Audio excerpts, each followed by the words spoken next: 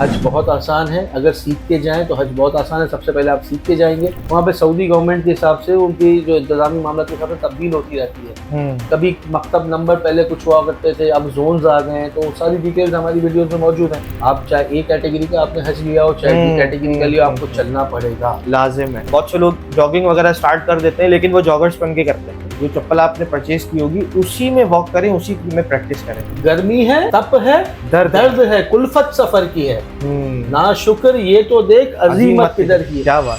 अस्सलाम वालेकुम, उम्मीद है आप सब खैरियत से होंगे। एक मरतबा फिर अल्हम्दुलिल्लाह हमारी खुश नसीबी कि गुल भाई ने जो है वो हमें टाइम आखिरकार दे ही दिया। तो इंशाल्लाह जो वीडियो बनाएंगे उसका जो असल मकसद है, जैसे कि आप तमाम को मालूम है कि हज की आमद है, और बल्कि कुछ काफिले जो है वो तो हज पर जा चुके हैं। मदीना मुनव्वरा की रवानगी कुछ काफिलों की जो है वो कराची से हो चुकी है। पिछले साल हमने भरपूर आपको वीडियोस वगैरह सारी चीजें मुकम्मल गाइडेंस के तौर पे जो है वो आपको प्रोवाइड की थी, बहुत सारी इन्फॉर्मेशन पास ऑन की थी। और खुशनसीब वो लोग भी हैं जो पिछले साल अल्लाह की किसी मसलिहत की वजह से नहीं जा सके थे, और इस साल जो है वो अल्लाह ताला उनको जो है वो हज की सआदत अता फरमाएगा। आइए जानते हैं गुल भाई के साथ भी कि आज हम इस वीडियो में क्या खास जो है वो हमारे व्यूअर्स को गाइड करने वाले हैं। जी अच्छा, देखें, लास्ट टाइम भी अल्हम्दुलिल्लाह हमने एक सिलसिला शुरू किया था वीडियोस का, जिसमें हमने अपने देखने वालों को सब बताया था कि भाई हज की तैयारी किस तरह की जाती है, हज के 5 दिन कैसे गुजारें, इंतजामी मामलात के हवाले से भी और छोटे मोटे शरई मामलात के हिसाब से भी हमने बताया था। तो उसी सिलसिले की कड़ी को उसको आगे बढ़ाते हैं कि जो इस साल कुछ चीज़ें तब्दील भी हुई हैं सऊदी गवर्नमेंट की तरफ से। बहुत सारी आपने सुना होगा कुर्बानी नुसुक के थ्रू होगी, और उसके टाइम स्लॉट्स दिए गए, उसके बारे में भी आगे करेंगे इंशाल्लाह। मैं कहूंगा कि सबसे पहले ना प्री रिक्विजिट हज से पहले, जाने से पहले, मतलब जो बंदा या जो फैमिली हज के लिए रवाना हो रहे हैं उन्हें यहाँ क्या करना चाहिए। सबसे पहले मैं ये बताता चलूँ कि देखें, पिछले साल आपने देखा होगा कि तकरीबन 57,000 आदमी ने हज जो थे वो हज पे नहीं जा सके। जी जी। तो वो उसमें से काफी लोग इस साल अल्हम्दुलिल्लाह जा रहे हैं। आप इस चीज से अंदाजा लगा लें कि उनकी तैयारी भी पूरी थी, उन्होंने पेमेंट्स कर दी थी अपने एजेंट। बिल्कुल ऐसे ही है, लेकिन बस किसी तरीके से बुलावा नहीं था तो वो नहीं जा सके। तो सबसे पहले जो आदमी ने आज हज पे जा रहे हैं ना, उनको सबसे पहले ये समझना है कि वो जा कहाँ रहे हैं। सबसे इंपॉर्टेंट चीज़ है जिसको हम निगलेक्ट कर रहे होते हैं। हम सारी तैयारियां कर रहे होते हैं कि हम चल रहे हैं, वॉक कर रहे हैं, हम अच्छे कपड़े ले रहे हैं, जूते ले रहे हैं, हमने सारी सामान, छतरी ले ली, लेकिन सबसे जो मेन चीज़ है ना, वो आपकी जो रूहानी तैयारी है ना, वो है। क्योंकि एक हाजी को उसका मकाम पता होना चाहिए। अगर मैं मकाम के बारे में बात करना शुरू कर दूंगा तो बहुत लंबी वीडियो हो जाएगी, तो हम इसको कट द शॉर्ट करके जो है ना बात करते हैं कि सबसे पहले जो हाजी को समझना चाहिए कि वो जो जिस सफ़र पे जा रहा है, वो सफ़र, जैसे लास्ट टाइम भी मैंने आपको बताया था कि एक सिंपल सा एक फॉर्मूला है कि दुनिया के अंदर ऑलमोस्ट 7.5-8 अरब इंसान दुनिया में रहते हैं। किसी जगह 8, 7.25, तो हम 7.5-8 अरब इंसान रहते हैं। उनमें से लगभग कोई 1.25 से 2 अरब मुसलमान हैं। 2 अरब मुसलमानों में से हर साल 18 से 20 लाख लोग हज करते हैं। सही, जो कि 0.1% बनता है। तो अगर आप सोचें कि इस दुनिया को हम आज यही स्टॉप कर देते हैं, सही, कि ना किसी की पैदाइश होगी और ना किसी की मौत होगी, और कोई भी हज रिपीट नहीं करेगा, यानी जो एक बार आज जाएगा वो फिर अगली बार हज नहीं जाएगा। तो जितनी उम्मत इस वक्त मौजूद है तो उसको भी 1000 साल चाहिए। तो आप समझें कि आप उस 0.1% में अल्लाह पाक ने आपको सेलेक्ट किया है कि जो हज के लिए जा रहे हैं। तो अपना मकाम समझें। हज क्योंकि जिंदगी में कम से कम एक मरतबा फर्ज है, और अगेन वही वाली बात कि हज उम्रे पे पैसा नहीं ले जाता। इसको कन्वीनियंट वो वाला सफर नहीं समझना चाहिए ना, कि जो आप जैसे पाकिस्तान टूर्स पे जाते हैं या इंटरनेशनल टूर्स पे जाते हैं, हाँ, कहीं तो इस सफर को वैसा कन्वेंशनल सफर जो है वो नहीं कंसीडर करना चाहिए। देखिए, एक हदीस है जो मेरी नजर से गुजरी थी और मैंने काफी उलमा कराम से सुनी थी कि नबी पाक सल्लल्लाहु अलैहि वसल्लम ने फरमाया कि जब आखिर वक्त होगा तो मेरी उम्मत में से जो अमीर लोग होंगे ना, वो मक्का और मदीना जो हैं या उम्रा हज करने के लिए जो आएंगे वो सैर व तफरी की नीयत से आएंगे, और जो गरीब होंगे वो भीख मांगने आएंगे, और जो दरमियाने तबके के लोग होंगे वो तिजारत करने के लिए आएंगे। अब आप समझें कि ये वही वक्त ऑब्वियसली आखिरी वक्त चल रहा है, तो हम उनमें से ना हो जाएं कि वो हम सैर व तफरी के लिए जा रहे हैं और हम में से जो लोग बेचारे गरीब लोग हैं वो वहाँ मांगने के लिए जा रहे हैं। तो ये कितनी बड़ी सजा है कि हम एक ऐसी जगह पे अल्लाह पाक हमें बुला रहा है, हमें मौका दे रहा है। नबी पाक ने फरमाया कि इंसान अगर हज मकबूल हो जाए, हज मबरूर हो जाए, तो फिर वो ऐसा हो जाता है जैसे अभी माँ के पेट से जना हो, बिल्कुल, यानी गुनाहों से बिल्कुल पाक। ऐसी कौन सी चीज़ है, हम इंसान जो है ना अपनी रूहानी जिंदगी पे बिल्कुल तवज्जो नहीं दे रहे होते, हम अपनी रूटीन में गुनाह कर रहे होते हैं, हम अपने मामलात में खराबी कर रहे होते हैं। तो एक अल्लाह पाक की तरफ से कितना एक अनमोल मौका है, हमें हज के अंदर जो है ना वो सारे के सारे हमारे गुनाह माफ हो जाएंगे। तो इसके लिए हमें तैयारी करके पहले तो सबसे पहले तो आपको अपनी ज़हनी तैयारी करनी है। आपको ये समझना है कि आप जा कहाँ रहे हैं। ये कोई आम सफर नहीं है। मक्का और मदीने की ज़ियारत नसीब वालों को नसीब होती है। अपने इर्द गिर्द हजारों लोग आप देखें ना कि आप किसी को बोलते हैं अपने जैसे हम कम्युनिटी लेवल पे बात करते हैं, हमारी कम्युनिटी है इस तरह, जैसे हम मेमन लोग हैं, हमारी कम्युनिटीज होती हैं। अपनी कम्युनिटी में बोलोगे भाई मैं हज पे जा रहा हूँ तो पता नहीं कौन कौन लोग आपसे मिलने, वो क्यों मिलने आते हैं, आपसे मुबारकबाद देते हैं, मुबारकबाद दुआओं का कहते हैं, क्यों आते हैं कि उनको पता है कि ये कहाँ पे जा रहा है। तो हमें ही पता होना चाहिए कि हम कहाँ पे जा रहे हैं। ठीक है, अल्लाह ताला हमें क्या मकाम बख्शने जा रहा है, ऐसे ही है। तो सबसे पहले तो जो लोग हज पे जा रहे हैं, हम हमारी वीडियो देख रहे हैं, तो उनसे पहले तो अल्लाह ताला का शुक्र अदा करें, 2 रकात शुक्राने की नफल अदा करें। उसके बाद अपनी ज़हनी और रूहानी तैयारी करें। वो किस तरह होगी? किसी ने पूछा कि भाई हज मकबूल की क्या निशानी, तो तुम्हें मालूम करना होगा तुम्हारा हज मकबूल हुआ है या नहीं हुआ। तो उसके लिए तुम अपनी हज से पहले की ज़िंदगी और हज के बाद वाली ज़िंदगी में देखोगे, तुम उस पर हज से पहले की ज़िंदगी और बाद वाली ज़िंदगी में तुम वो हज से पहले गुनाह कर रहे हो, वही गुनाह हज के बाद भी कर रहे हो, तो फिर आपका हज कबूल नहीं हुआ। तो अगर वो गुनाह आपने छोड़ दिए तो फिर ये निशानी है सबसे बड़ी हज मकबूल की। तो इंसान को सबसे पहले तो ये अपनी रूटीन देखनी चाहिए कि हम क्या गुनाह कर रहे हैं। हम नमाज़ें छोड़ रहे हैं, हम हुकूकुल्लाह भी छोड़ रहे हैं, हुकूकुल इबाद के अंदर भी हम मामलात कर रहे हैं। सबसे पहले तो इंसान को चाहिए, जो लोग हज पे जा रहे हैं ना, वो रात को तन्हा रोज़ एक प्रैक्टिस बना ले कि जाने से पहले हर रोज़ आधा घंटा आप रिकॉल करें किसी के साथ कभी ज्यादती तो नहीं की, किसी का कभी हक तो नहीं, सेल्फ अकाउंटेबिलिटी। वरना क्या है, देखें आपको पता है कि भाई आप उसी रविश से जा रहे हो, किसी का पैसा दबा के हज पे जा रहे हो, किसी को तंग करके हज पे जा रहे हो। तो मैं जजमेंटल नहीं बनता, लेकिन आप वो खुद समझदार हैं कि फिर वो क्या मामलात होंगे। तो चूंकि once in a lifetime वाला इवेंट होता है हज, आपको अल्लाह पाक ने दिया है, बुलावा है, आप हर साल जाते हैं, लेकिन साल में हज एक मरतबा ही होता है। बिल्कुल ऐसे उम्रा आप देश बाहर जितना जाए कर सकते हैं, लेकिन हज एक ही है। उन्हीं मखसूस 5 दिनों में होते हैं, उन्हीं मखसूस जगह पे मकामात हैं। बिल्कुल सही। तो आपको जब उसकी सादत मिल रही है तो सबसे पहले सेल्फ अकाउंटेबिलिटी बहुत जरूरी है। इसमें ऐसे भी तो हो सकता है ना कि मिसाल के तौर पे अब आपने सेल्फ अकाउंटेबिलिटी में ये देख लिया कि यार मैंने जो है वो अपने इन रिश्तेदारों से या इन दोस्तों से जो है वो उनकी हक तलफी की है, या उनसे कभी कता ताल्लुकी की है, मैं बातचीत नहीं करता, ये नहीं करता। तो ऐसा भी तो हो सकता है कि हम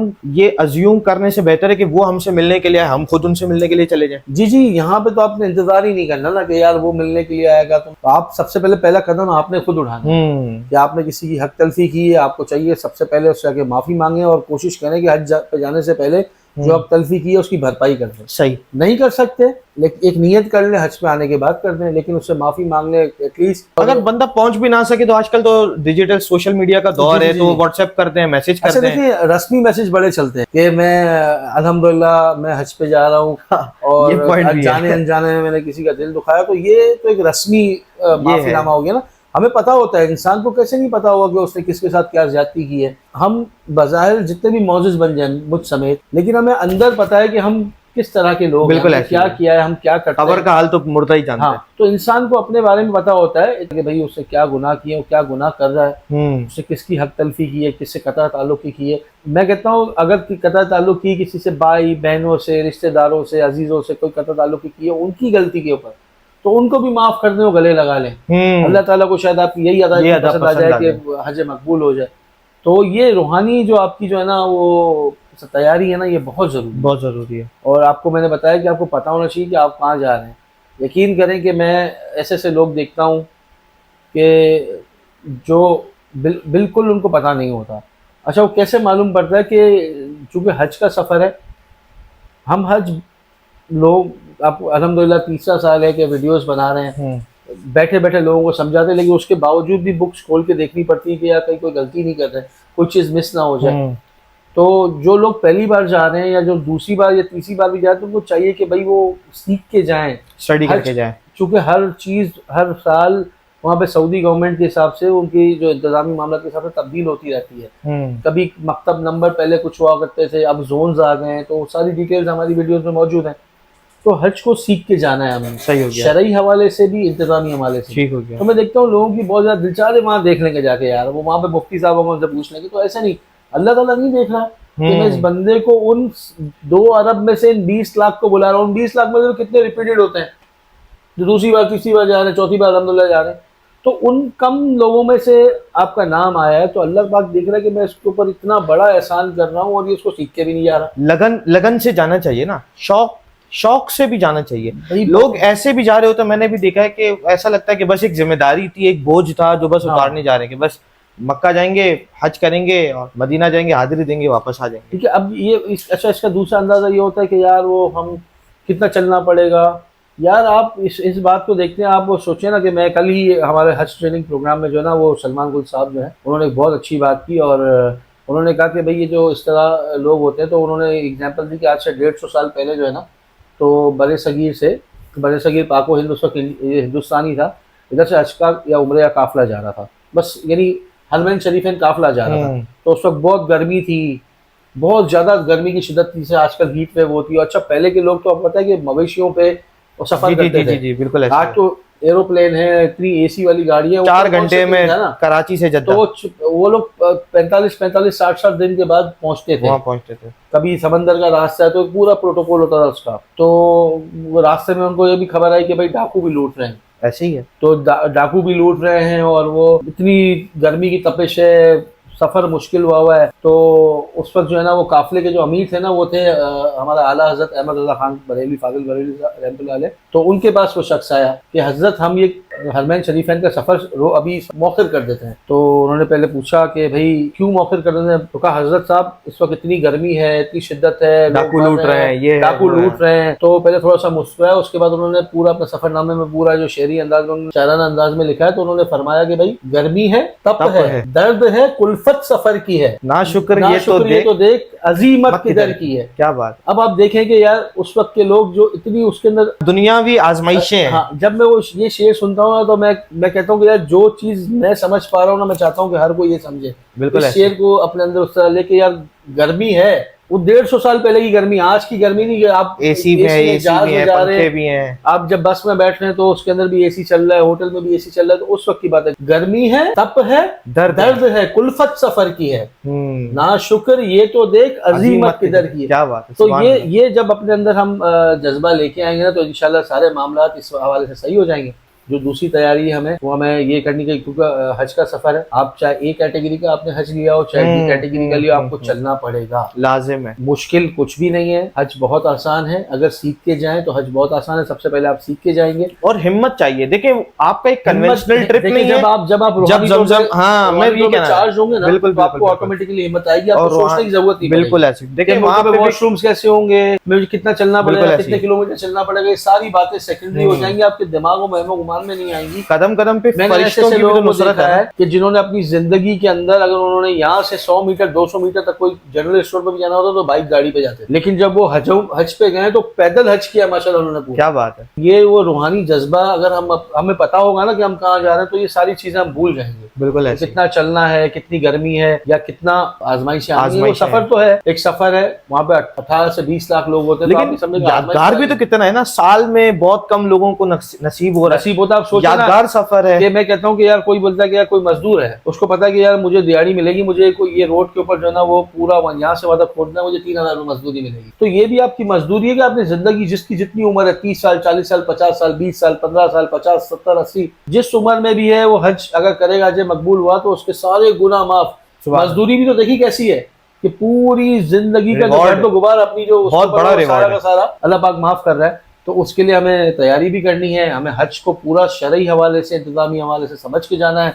हमें नहीं पता, आप आप बेशक किसी के साथ जा रहे हो, गवर्नमेंट के साथ जा रहे हो, साथ भाई से, मुझसे, हमसे भी पूछें, और उलमाए कराम से पूछें, मुफ्तियाने कराम जो दूसरे लीडर्स हैं उनसे पूछें। किसी से घबराए नहीं, हज का मामला है, बताने वाले को भी सवाब, आप पूछने वाले को भी सवाब। तो ये तो पूरा सवाब की नीयत से पूछें भी, अपनी शरई मामला भी पूछें। The more you ask the more you learn. हाँ, तो ये चीजों की तैयारी करने, इसके अलावा आप पैदल चलने की प्रैक्टिस कर लें अभी से। अच्छा, मर्द हजरात उस चप्पल में पैदल करना जिसको उन्होंने पहनना है हज के। हाँ, ये बड़ा इंपॉर्टेंट पॉइंट जो है वो गुल भाई ने हाईलाइट किया। बहुत से लोग जॉगिंग वगैरह स्टार्ट कर देते हैं, लेकिन वो जॉगर्स पहन के करते हैं। नहीं, वो जॉगर्स में करेंगे, लेकिन जिस चप्पल में हज करना है आप उसी ड्रेसिंग में जो आप देख रहे हैं। बिल्कुल, मैं समझता हूँ कि आप जब ग्राउंड में चल रहे होते हैं तो लोग हंस रहे होते हैं, यार चप्पल पहन के वॉक कर रहे हैं, अपने रब को राजी करने के लिए अभी से मेहनत शुरू कर रहे हैं। तो उस नीयत से आप करें वॉक अपनी चप्पल पहन के, इंशाल्लाह बहुत करम ही करम होगा। और इसके अलावा जो है है बाकी चीजें जो हज की तैयारी की सामान था उसके ऊपर हमारी वीडियो है, बिल्कुल है, लेकिन उसके ऊपर भी हम एक छोटी सी वीडियो बना लेते हैं। बनाओ, ये वीडियो उसमें भी डालेंगे तो बहुत लंबी हो जाएगी। ये आपको मैंने कुछ चीजें बताई। आज की इस वीडियो का जो है वो